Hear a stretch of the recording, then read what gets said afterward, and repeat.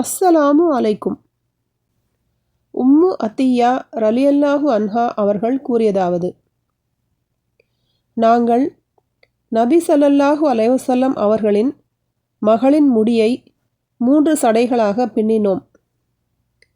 3 சடைகள் என்பது முன்னெற்றி பகுதியில் ஒன்றும் தலையின் இரு ஓரங்களில் 2 ஆகும் என சுஃபியான் அஸ்-சௌரி ரஹிமஹுல்லாஹ் அவர்கள் குறிப்பிட்டுள்ளார்கள்.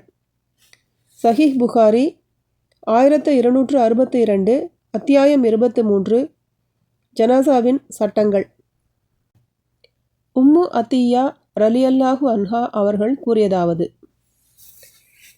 நபி ஸல்லல்லாஹு அலைஹி வஸல்லம் அவர்களின் புதல்வியரில் ஒருவர் இறந்துவிட்டதும் நபி ஸல்லல்லாஹு அலைஹி வஸல்லம் அவர்கள் எங்களிடம் வந்து சடலத்தை இலந்தை இலை கலந்த நீரால் 3 அல்லது 5 அல்லது நீங்கள் தேவையென கருதினால் அதற்கும் அதிகமாக ஒற்றைப்படையாக நீராட்டுங்கள்.